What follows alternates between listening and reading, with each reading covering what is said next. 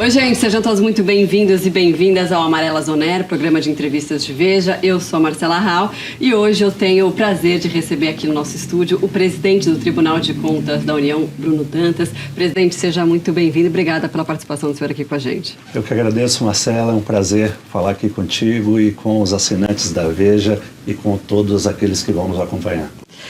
Presidente, o governo federal tem tentado adotar medidas para cumprir, né, as regras do arcabouço fiscal. O Tribunal de Contas da União chegou a emitir um alerta falando sobre a possibilidade de não se cumprir o déficit, né, a meta fiscal de zerar o déficit neste ano. O governo precisa adotar medidas mais estruturais e não ficar com essa atitude de ter que sempre ficar correndo atrás do prejuízo, essa sensação que a gente sente? Veja, eu primeiro quero dizer que vejo muita seriedade e muita determinação na equipe econômica que é liderada pelo ministro Fernando Haddad, mas que é composta também pela ministra Simone Tebet, que tem ali a ajuda do vice-presidente Geraldo Alckmin no Ministério do Desenvolvimento, Indústria e Comércio. E a grande verdade é que nós temos que voltar um pouco no tempo.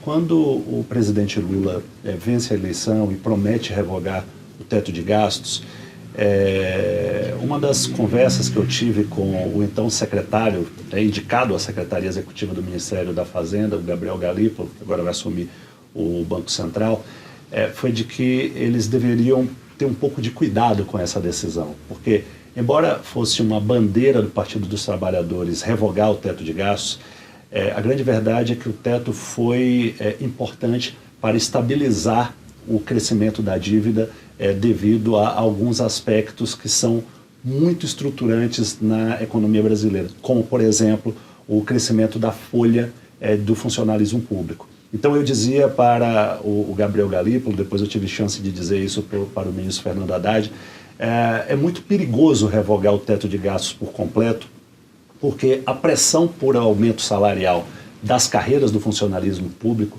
é brutal.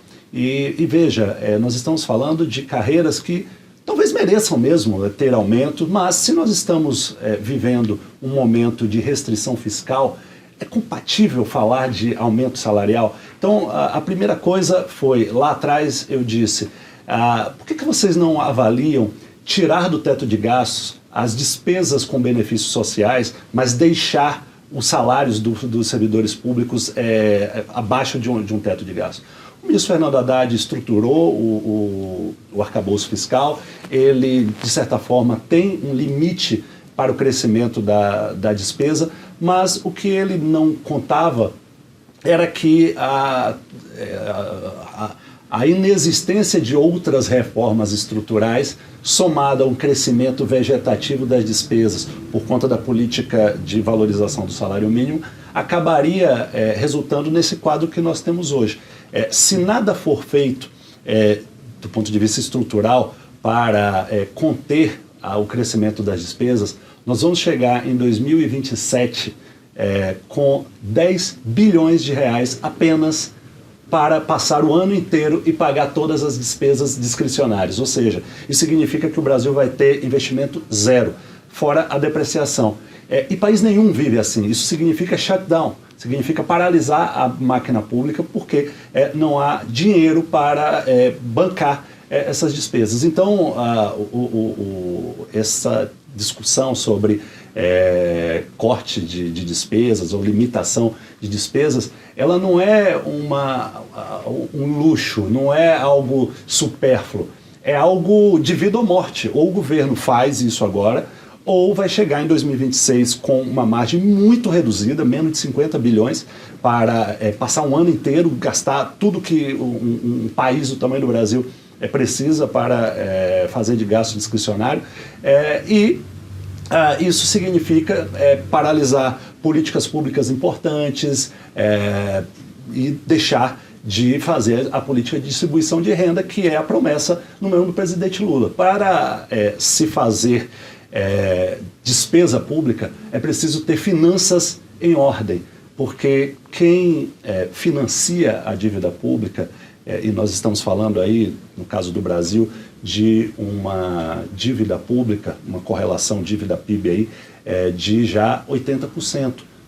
Portanto, nós temos uma dívida elevada para o perfil do Brasil e nós temos investidores e bancos e fundos que financiam a dívida brasileira, mas que cobram um prêmio para esse financiamento. E se as nossas finanças estão desorganizadas, ou pelo menos não há um aceno no médio e longo prazo de que essa dívida ela vai se estabilizar, o que essas pessoas, esses agentes de mercado que financiam a dívida pública fazem? Começam a cobrar prêmios maiores. Prêmio significa juro.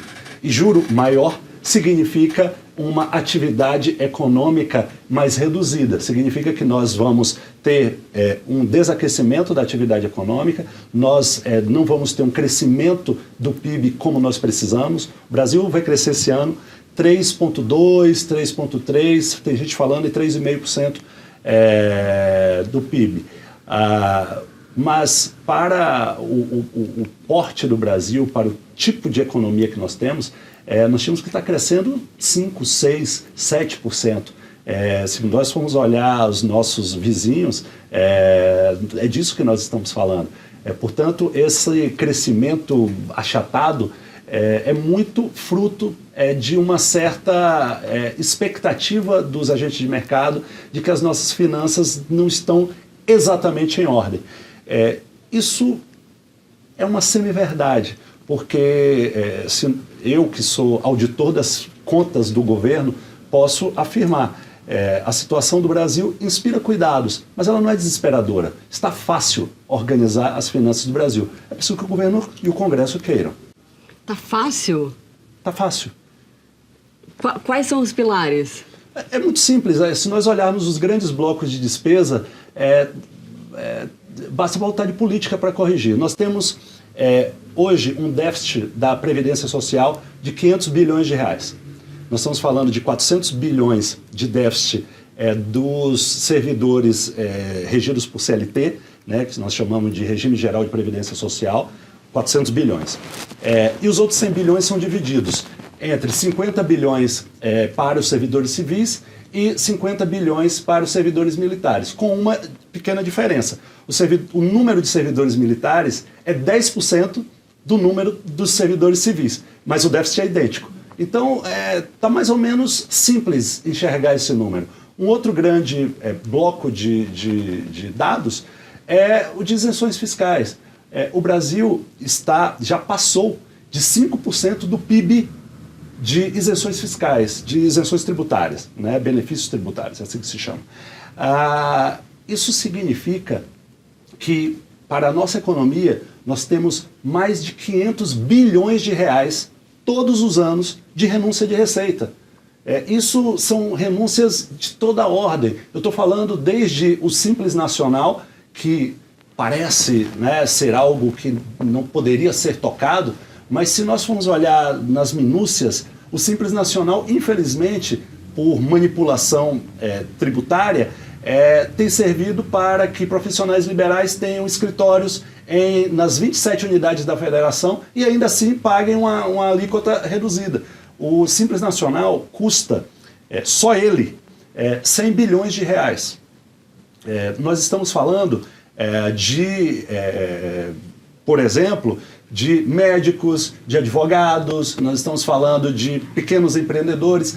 É óbvio que para alguém começar um negócio, um empreendimento, é preciso ter uma ajuda, é preciso ter algum incentivo. Mas depois que essa pessoa se estabeleceu, qual o sentido de manter um benefício tributário para alguém que já está estabelecido no mercado? Agora, presidente, a gente viu, né, a gritaria que foi com essa medida do governo de acabar com a desoneração, né, que agora eles entraram num acordo e vai ser feita de forma gradual. Do ponto de vista político, é muito difícil, né, de você conseguir abrir mão e desses benefícios, né?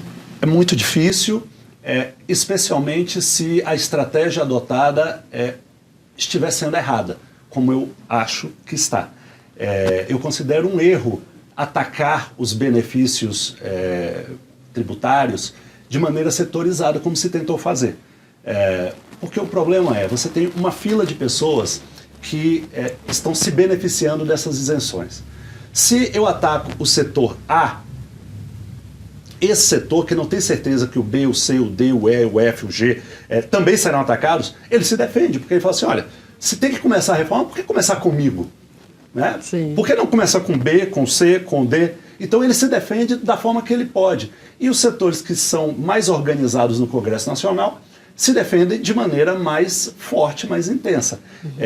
Eu conversava esses dias com um dos melhores ministros do governo, que é o ministro Renan Filho, e ele me reportava um pouco da experiência, eu contava isso para ele, e ele me contava um pouco da experiência que ele teve lá no estado de Alagoas. Ele assumiu um estado com as finanças em condição de penúria e devolveu o estado como as finanças mais bem organizadas do Brasil, com a capacidade de investimento público muito grande. E isso foi resultado de uma boa gestão. E ele me disse que no começo do governo, alguém da equipe dele levou uma proposta de que ele fizesse cortes de isenções fiscais em alguns setores. Ele disse, se eu fizer isso, essas pessoas vão pegar em armas para não perder as suas isenções, eu vou talvez ser derrotado no embate com elas e não vou conseguir fazer as outras. Então colocou todo mundo numa mesa e disse o seguinte, olha, eu estou sendo aqui provocado a cortar o benefício fiscal desses 3 setores aqui, 100% dos benefícios fiscais desses 3 setores. Em vez de fazer isso, eu trouxe todos vocês aqui na mesa e eu vou propor o seguinte, em vez de cortar tudo de 3 setores, eu vou cortar 10% de todos. Sim. Todos se assustaram um pouco no começo, mas quem pode ser contra isso? Se o momento é de... Parece mais justo, né? É o mais justo. É o mais justo. É o mais justo. Então, como eu disse, eu considero errada a estratégia de atacar os incentivos fiscais de maneira setorizada. Seria muito mais inteligente fazer um corte linear, 10% de tudo. Vamos pegar o Simples Nacional e vamos reduzir a forma de incidência dele, 10%. Vamos pegar outras isenções fiscais, como, por exemplo, a desoneração da folha de pagamento, vamos reduzir também, 10%. E pegar todos os outros blocos de isenções fiscais. Veja, Marcelo, olha o absurdo que nós chegamos. Existem estudos do Banco Mundial, da OCDE, que mostram que, dentre todas as políticas públicas de alívio da pobreza, de transferência de renda, o Bolsa Família é o mais efetivo. Em 2016 o TCU fez quase 10 anos atrás, mas a conclusão é válida. O TCU fez uma auditoria e concluiu que o orçamento do Bolsa Família, que era na época de 36, 37 bilhões de reais, ele era suficiente para reduzir a pobreza no Brasil em 1,9% ao ano. Ou seja, é um resultado extraordinário. Significa que se você mantém essa política ao longo de 50 anos, você zerou a pobreza no Brasil. Né? Por outro lado, um outro programa, mas agora de isenção, que é a isenção da cesta básica, que aparentemente é algo que beneficia os pobres, ele custava a mesma coisa, algo como 35 bilhões de reais, mas ele impactava na redução da pobreza em apenas 0,1% ao ano. Mas sabe por quê? Porque se nós formos olhar a cesta básica, nela estão lá pescados, significa salmão, camarão, caviar. Você conhece pobre que come caviar? Você conhece pobre que come salmão? Isso é uma das facetas do problema. A outra faceta é a focalização da política pública. Se eu dou uma isenção na cesta básica, eu estou reduzindo o preço do feijão. Vamos pegar um produto que todo mundo come. Mas ele está beneficiando o pobre que come feijão, mas o rico que come feijão também. Que é um produto, né? Porque você está indo no produto e não no beneficiário. Então, qual é o sentido do Estado brasileiro pagar o produto, o feijão da Marcela, do Bruno? Não faz sentido algum. É muito melhor você focar no beneficiário. Né? Por isso o Bolsa Família, que é mais bem focalizado, ele permite essa redução da pobreza tão melhor. Então eu acho que o Brasil precisa melhorar muito nos desenhos das suas políticas públicas. Precisa reforçar aquelas políticas que têm mais impacto, mais eficiência e descontinuar as políticas que já mostraram que não dão o resultado. Bom, a gente está falando aqui da eficiência, né, dessas medidas para tentar controlar as contas públicas. Agora, o que a gente viu muito no governo Lula é o ministro da Fazenda, né, tentando ali aprovar pacotes para conseguir aumentar a arrecadação ou até para fazer uma revisão, né, do que tem para conseguir aumentar a arrecadação. E, por outro lado, o governo não corta. Né? Então, assim, você aumenta a arrecadação, mas você também não mexe nos gastos. É um erro isso, né? Como equacionar essa conta?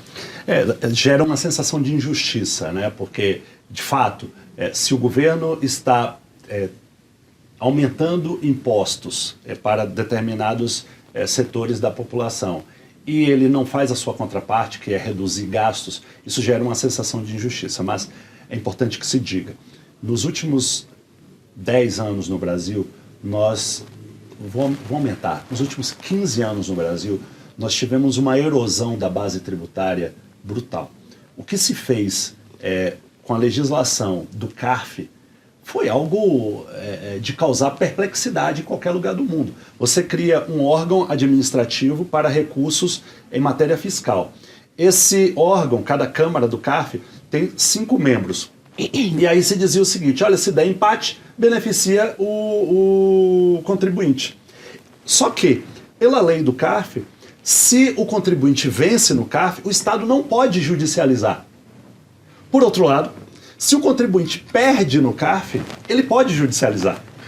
Então, você, ao dar o empate para o contribuinte, você gerou uma situação de assimetria brutal, porque o Estado não tem como ganhar nunca. Porque como a composição do CARF são 2 indicados pelos contribuintes, 2 indicados pelo fisco e o presidente também indicado pelo fisco, se esses 2 dos contribuintes sempre votarem com os contribuintes, significa que eles vão ganhar sempre, porque o presidente só vota em caso de empate. Né? Então, mas agora mudou, né? Agora mudou. O que eu quero dizer isso foi essa foi uma das jabuticabas que se fez no Brasil. Sim. Além de inúmeras isenções absolutamente injustas. Então, acho que quando o ministro Fernando Haddad começa o governo com um esforço muito grande para a recomposição da base tributária, ele fez o que precisava ser feito. Só que ele talvez devesse ter apresentado, já naquela mesma época, um pacote de corte de despesas também. Estamos fazendo isso agora no final do 2º ano do governo, talvez para valer no começo do 3º ano do governo. Torçamos para que dê certo. Agora, o Banco Central decidiu aumentar em meio ponto percentual a taxa básica de juros e com um recado bastante claro. Olha, a gente não está sentindo confiança de que vocês vão conseguir cumprir a meta fiscal. E aí até o senhor falava sobre isso, né? Sobre essa instabilidade que gera essa falta de previsibilidade e pode aumentar juros. O governo, né, do jeito que está caminhando, vai conseguir dar essa previsibilidade? Eu acho que vai, eu acredito que sim. O presidente Lula, eu já tive algumas oportunidades de conversar com ele, eu percebo que ele tem muito vivo isso no seu coração, que ele não pode começar um ajuste fiscal pelos mais pobres. Exatamente por isso, eu acredito que essa recomposição da base tributária, que veio logo nos 2 primeiros anos, foi a mensagem que ele quis passar para os pobres, daquela frase que ele falou muito na campanha, né? Olha, o meu compromisso é colocar o pobre no orçamento e o rico no imposto de renda. Uhum. E está cumprindo, né? Agora, ele tem a percepção de que o que gera a sensação de bem-estar na população é uma economia pujante, uma economia que funcione. O Brasil até aqui deu passos importantes. Nós reduzimos o desemprego, nós estamos hoje com a maior massa de população com carteira assinada da história.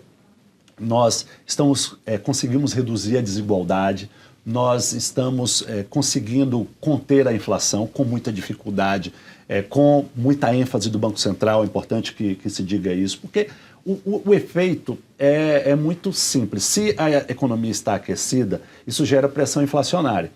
E o Banco Central, o principal instrumento de política monetária que o Banco Central dispõe é manusear a taxa Selic. Se a economia está muito aquecida e isso gera pressão inflacionária, tem que aumentar o juro para reduzir a intensidade do crescimento da economia e, com isso, reduzir a pressão inflacionária. Mas o senhor acha que essa resposta ou esse mecanismo está muito duro ou exagerado? Eu acho que nós temos... veja, quem define a meta de inflação não é o Banco Central. O Banco Central persegue a meta de inflação. Quem decide a meta de inflação é o Conselho Monetário Nacional, que é composto por 3 membros: o ministro da Fazenda, a ministra do Planejamento e o presidente do Banco Central. Portanto, o governo tem 2 votos. Por que o governo não aumenta a meta de inflação? Eu já te dou a resposta. Porque isso seria uma mensagem muito ruim. O Brasil é um país que tem ainda uma memória muito viva de hiperinflação. Se nós nos autoconcedermos o luxo de prever uma inflação de 5%, que, sinceramente, não é muita coisa. Nós estamos aqui falando de 4,5% de inflação para 2024. Então, talvez, se o Conselho Monetário Nacional previsse 5%, o Banco Central poderia aliviar a taxa de juros. Mas será que essa seria uma boa mensagem, né, para o mercado? Certamente não. Então, o Conselho Monetário Nacional mantém essa previsão de inflação e o Banco Central, gostemos nós ou não, reclamemos nós ou não, o Banco Central só dispõe dessa ferramenta para perseguir a meta que foi estabelecida pelo Conselho Monetário Nacional. Bom, como tornar, né, essa relação entre os órgãos de controle, né, no caso TCU, e a esfera administrativa, no caso a gente está falando da esfera federal? Como tornar essa relação mais saudável e efetiva e que uma não amedronte a outra? Essa é uma ótima pergunta, porque é preciso que nós façamos uma olhada retrospectiva. Os órgãos de controle no Brasil, principalmente a partir da Lava Jato, eles adquiriram uma proeminência muito grande e uma hipertrofia muito grande. Isso significa que os órgãos de controle passaram a entrar em discussões que antes não entravam.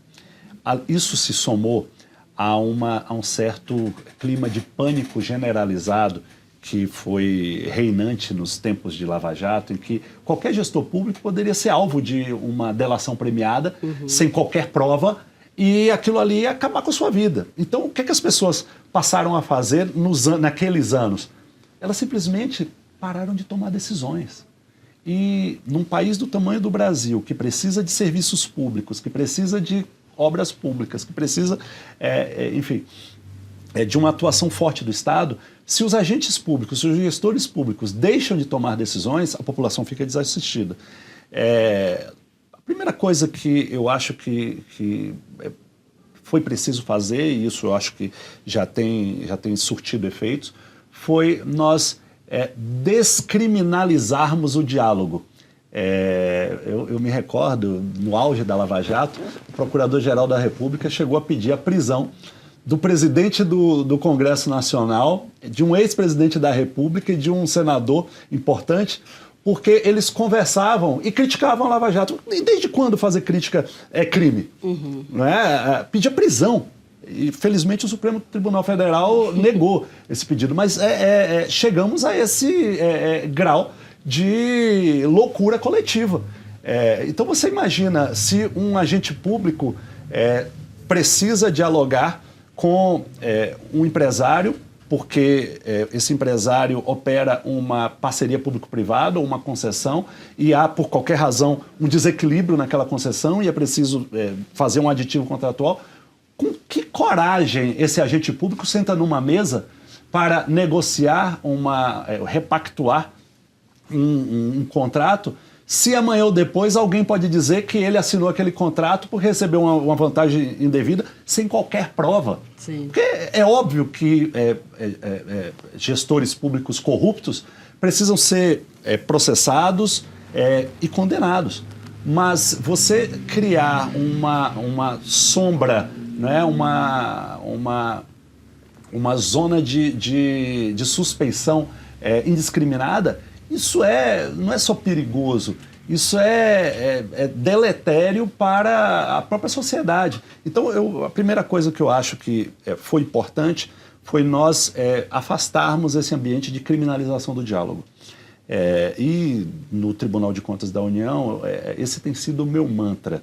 Eu digo sempre que eu aposto no consensualismo porque a litigiosidade já fracassou, já deu errado.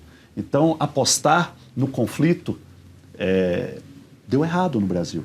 Então, ou nós tentamos, através de soluções consensuais, bem estruturadas, em ambientes republicanos, impessoais, em que as pessoas consigam dialogar com sinceridade, com abertura de números, de planilhas, para se encontrar soluções que produzam os melhores efeitos para o interesse público. Se nós formos capazes de fazer isso, aí sim nós poderemos ter uma convivência saudável entre o setor público e o setor privado. O Boa Vista Village tem a praia com as melhores ondas, segundo os melhores surfistas. Mas se a sua praia é golfe, tem o campo de 18 buracos, projetado por Rhys Jones. Se for tênis, tem a arena de tênis para torneios internacionais. Se for compras, tem o Town Center, inspirado em Carmel. Agora, se a sua praia é viver bem no meio de tudo isso, o Boa Vista Village tem diversas opções de residências com a qualidade JHSF e amenities para todas as praias. O TCU criou um índice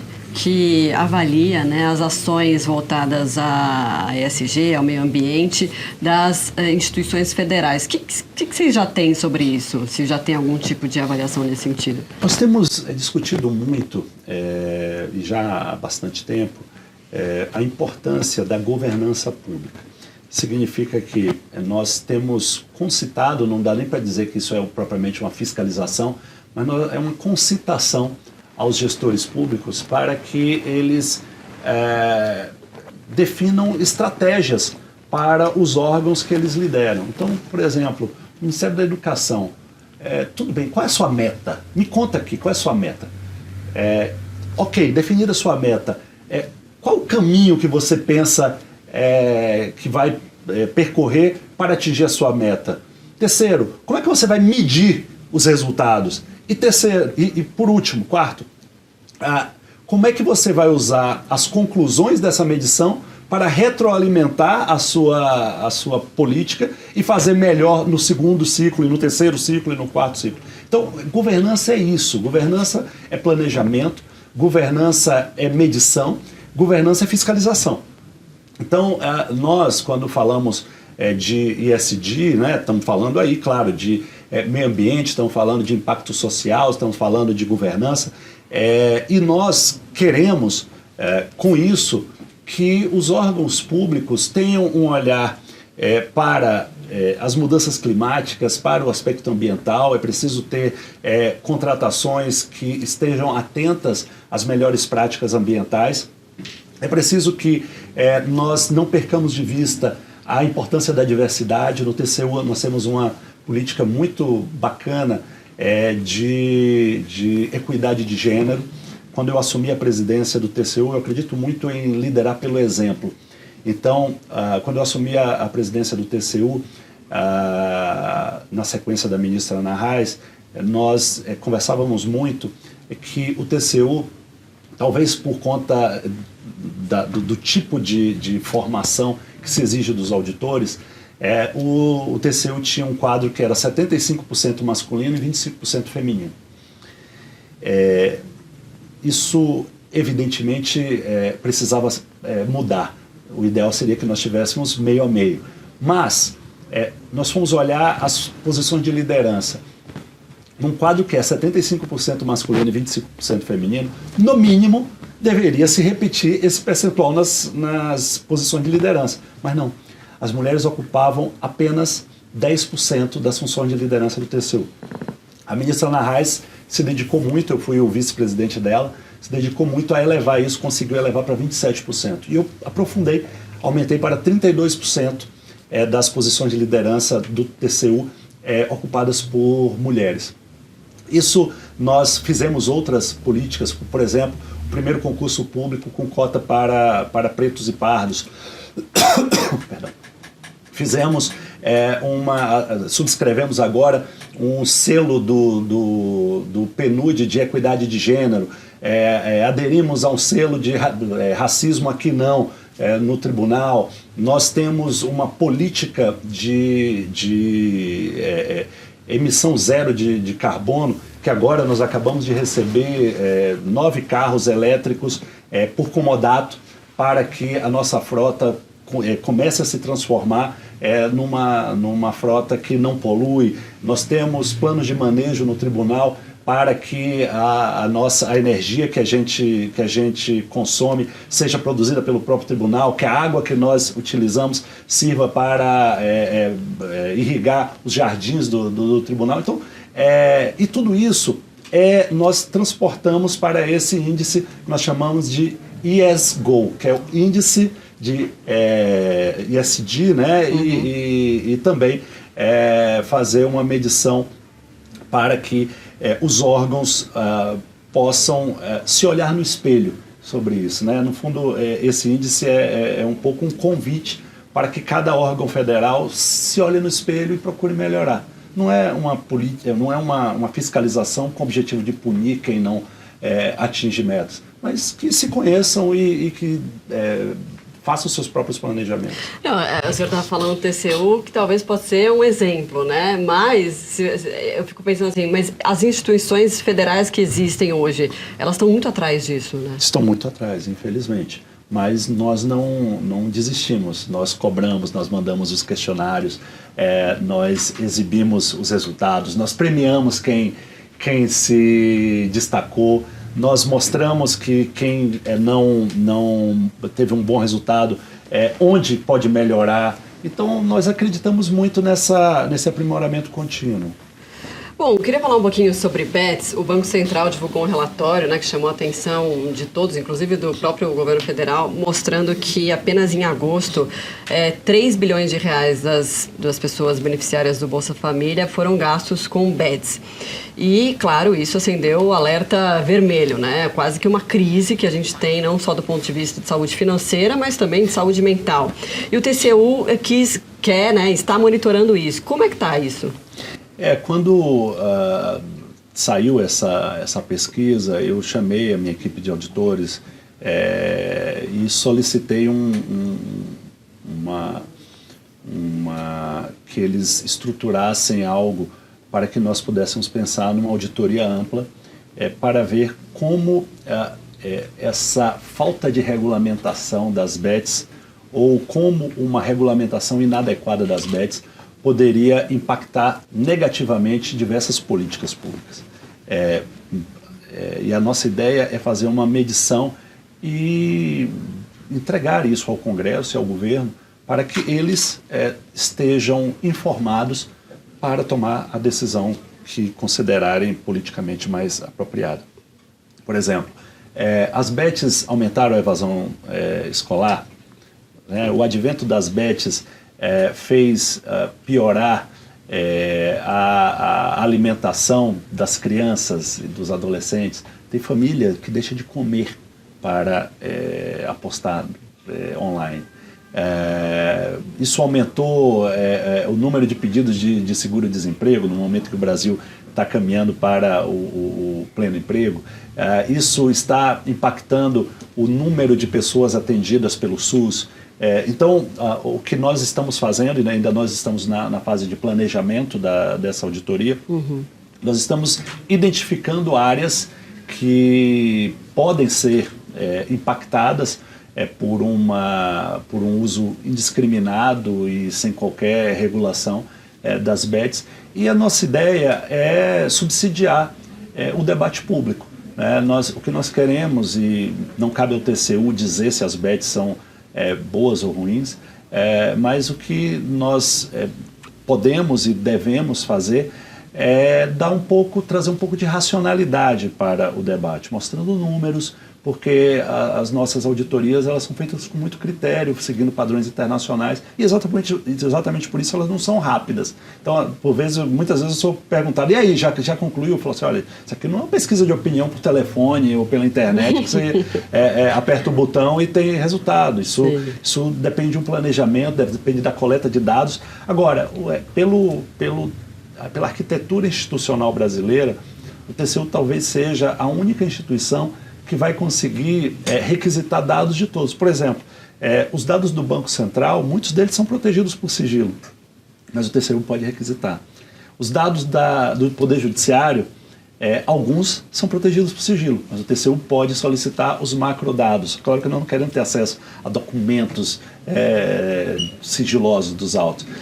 Nós podemos requisitar informações para o INSS, nós podemos requisitar informações da Receita Federal, nós podemos requisitar informações do Ministério da Assistência Social, de pessoas que recebem Bolsa Família, do INCRA, pessoas que recebem terrenos para a reforma agrária. Então, o TCU, pela sua competência constitucional, ele tem esse poder de requisitar informações, e nós temos também expertise para estruturar esses dados e analisar e tirar conclusões. E um dos pontos que até o governo federal ainda não decidiu é em relação se esse dinheiro que é dado, do Bolsa Família, ele tem que ser proibido dele ser investido ou usado em bets. O que o senhor acha disso? O TCU não tem opinião sobre isso. Bruno Dantas, cidadão brasileiro, é visceralmente contra. Eu acho que nós deveríamos proibir as bets até que nós tivéssemos estudos consistentes mostrando qual o impacto delas na vida dos brasileiros.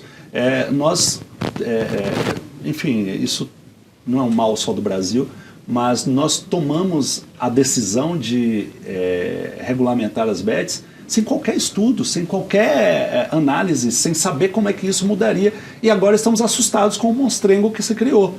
Então eu acho que talvez fosse hora de dar um freio de arrumação, proibir as bets, e aí depois, quando nós tivéssemos estudos a respeito do assunto, fazer a abertura gradativa e dentro de premissas racionais e científicas. Mas, de novo, isso não é uma opinião do Tribunal de Contas da União, isso é uma opinião do cidadão Bruno Dantas. Sim. Bom, recentemente a gente viu um embate entre Elon Musk, o bilionário dono do X, da Tesla, enfim, e o ministro do STF, Alexandre de Moraes, a respeito da empresa do X mesmo, que não tinha uma representação legal no Brasil, foi banida e aí teve que ficar suspensa do ar. Isso gerou uma briga política, inclusive, além ali da questão jurídica. Mas eu estou puxando isso para perguntar sobre a regulamentação. A falta de regulamentação deu margem para isso e pode dar margem e dá margem a muitos outros problemas. Como que o senhor vê isso? Outro dia eu participei de um evento sobre o Marco Civil da Internet, os 10 anos do Marco Civil da Internet. E existe hoje no Congresso Nacional algumas propostas para debater a regulação da inteligência artificial. O que eu penso? O Marco Civil da Internet ele já dá ao Estado brasileiro ferramentas para responsabilizar as plataformas quando elas fazem intermediação de conteúdo que causa prejuízo ou causa dano a alguma pessoa. Isso é uma coisa. Nós já temos uma jurisprudência muito sólida do Tribunal Superior Eleitoral, inclusive equiparando as plataformas a meios de comunicação para fins daqueles ilícitos eleitorais relacionados lá à divulgação inapropriada de campanhas e difamação de candidatos, etc. etc. O que me parece que nós precisamos criar é uma governança mais satisfatória dessa interação entre o que é obrigação do Estado e o que é obrigação das plataformas. Porque hoje algumas plataformas dizem eu só removo conteúdo com ordem judicial. E não é isso que o Marco Civil da Internet estabelece. O Marco Civil da Internet diz que se a plataforma for notificada de que aquele conteúdo é impróprio, ela deve fazer a avaliação e não é o Estado, o Poder Judiciário que tem que fazer isso. Então, o que me parece é que algumas pessoas dão uma interpretação algo forçada para o Marco Civil da Internet. Eu não acho que seja papel do Estado definir o que é verdade e o que é fake news. Talvez, e eu já disse isso uma vez num julgamento no TCU, esse caso é bem interessante porque havia uma empresa, uma sociedade de economia mista, enfim, uma estatal brasileira cujo orçamento de publicidade em mídia eletrônica era de 130 milhões de reais. E essa estatal tinha contratado uma ferramenta de divulgação de anúncios que não tinha criado filtros suficientes e havia anúncios do governo dessa empresa estatal em sites de pedofilia, em sites de discurso de ódio, em sites de fake news. Chegou uma representação, eu fui o relator desse caso, isso foi em 2021, e eu, ao perceber que essa empresa tinha 130 milhões de reais para gastar e não tinha sequer um manual para que esse dinheiro público fosse gasto de maneira adequada, eu concedi uma cautelar e suspendi todo o orçamento de publicidade eletrônica dessa empresa, até que ela tivesse regras e que essas regras fossem compatíveis com a Constituição. Por que eu estou trazendo esse exemplo? Para dizer para você que eu acredito muito na necessidade de uma autorregulação do setor. Talvez nós tiver algo como existe o CONAR, que é o Conselho de Autorregulamentação Publicitária, talvez nós devêssemos ter um CONAR das plataformas, com representantes da sociedade civil, representantes das plataformas, e aí esse Conselho de Autorregulação seria responsável por definir parâmetros, e aí as plataformas seguiriam. Eu acho que deixar com o Estado a decisão do que é verdade e o que é mentira é algo de regimes pouco democráticos. Perigoso, né? É algo perigoso. Agora, também deixar ao alvedrio das plataformas, nós também já entendemos qual é o modelo de negócio de muitas plataformas. Nós sabemos que os algoritmos muitas vezes são alimentados para aumentar a exibição de conteúdo nocivo à saúde das pessoas, que é nocivo às instituições democráticas, é nocivo à vida em coletividade. Então é preciso... Eu sou meio aristotélico nisso, sabe? A virtude está no meio. Nem acho que cabe ao Estado dizer o que é a verdade, nem acho que nós devemos ficar reféns das plataformas. Talvez ter uma instância mediadora aí de autorregulamentação, tudo isso fiscalizado pelo Estado, é evidente, mas tendo uma regra de governança. Eu acho que isso talvez funcione. Presidente, para a gente encerrar, bom, no fim desse ano o senhor deixa a presidência do TCU, mas continua no TCU, certo? Certíssimo. Queria que o senhor fizesse um balanço da sua gestão, como é que foi, se foi difícil, está cansado, tô brincando.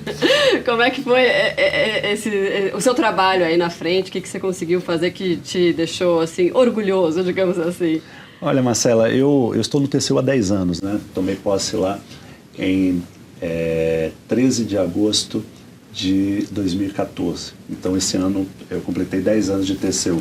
E agora, no dia 31 de dezembro, eu encerro o meu mandato como presidente da Corte. Continuo como ministro, a Constituição brasileira me concede o direito de permanecer na Corte até os 75 anos de idade. Como eu tenho 46, eu posso ficar ainda mais 29 anos. Tem mais um tempinho. Como eu gosto de brincar com os meus assessores, ainda vou incomodar muita gente como ministro do TCU. Mas, como presidente, eu gostaria de citar algumas coisas que me deixaram muito orgulhoso. Como, por exemplo, a nossa atuação internacional. O TCU adquiriu um reconhecimento internacional tão grande que em 2022 nós fomos eleitos para presidir a principal organização que congrega tribunais de contas do mundo, que é a INTOSAI. É uma organização que tem status de órgão consultivo da ONU.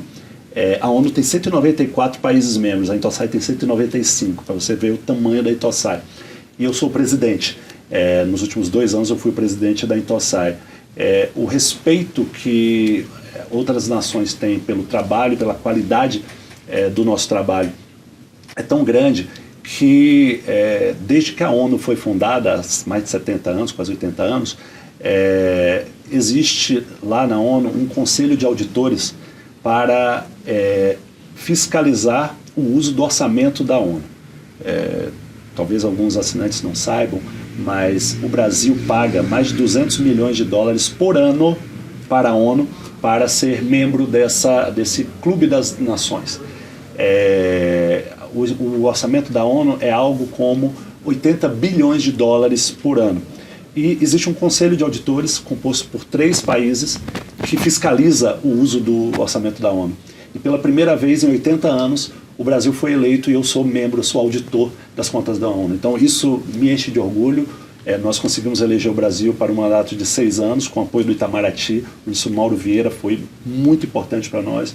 O ministro anterior, Carlos França, também foi muito importante para nós. Isso foi uma coisa muito importante que nós fizemos. A segunda delas, nós temos uma atenção muito grande com uma pauta global, que é o aquecimento climático, né, a emergência climática. Nós desenvolvemos uma ferramenta eletrônica que consolida os dados de uma auditoria global nas ações dos governos para combater a crise climática. Então nós estruturamos essa plataforma em 3 grandes eixos: políticas públicas, governança e financiamento, e dentro delas nós elegemos diversos indicadores, e com isso nós somos capazes de medir e de dar transparência para a população mundial de como cada país está se saindo para combater a crise climática. Nós conseguimos uma mobilização de tribunais de contas de 141 países. Olha. Nós conseguimos o engajamento de todos esses países e nós vamos ser capazes no ano que vem, em Belém do Pará, durante a nossa COP30, nós vamos mostrar esse mapa mundi, exibindo como cada país está se saindo nesse esforço de combate à emergência climática. Então isso também, essa ferramenta se chama Climate Scanner. Tivemos um apoio valiosíssimo do BNDES, o presidente Mercadante aportou $1 milhão para nós desenvolvermos a ferramenta, capacitarmos os auditores do mundo inteiro. Então isso também nos enche muito de orgulho. E o terceiro, algo que eu já disse aqui, né, nessa entrevista, foi o nosso esforço coletivo de descriminalizar o diálogo. E aí isso se retrata com muita perfeição naquilo que é chamado hoje de SESEX Consenso do TCU, que é a Secretaria de Controle Externo de Soluções Consensuais e Prevenção de Conflitos, em que nós somos capazes de colocar numa mesma mesa o poder concedente, que é o Ministério Setorial, a agência reguladora, o concessionário de serviço público, ou um parceiro público, alguém que opera uma parceria público-privada, e sentar todos numa mesa com auditores do TCU, sob a supervisão do Ministério Público de Contas, para otimizar contratos que há mais de uma década estavam falidos e obras estavam abandonadas. Com esse esforço e com essa otimização, nós estimamos que vamos retomar aí em obras privadas, obras com dinheiro privado, algo aí em torno de R$80 bilhões nos próximos 3 anos. Nossa. Isso é muita coisa, isso é mais do que todo o orçamento de investimento do Brasil para o ano que vem. Então, isso é algo que me enche muito de orgulho, e eu acredito que chegando 31 de dezembro, passando o bastão ao ministro Vital do Rego, eu vou poder me recolher ao meu gabinete lá no TCU, julgar os meus processos com um senso de dever cumprido. Que legal, parabéns, viu? Parabéns, obrigada, ministro, pela participação do senhor aqui. Bom, esclarecemos muitos pontos, né, importantes do papel do TCU na nossa sociedade, e até uma próxima. Muito obrigado, até a próxima. E obrigada a você que nos acompanhou. Lembrando que essa entrevista vai estar lá no nosso canal de streaming no Veja Mais, em vejamais.abril.com.br. Até uma próxima. Obrigada. Tchau, tchau.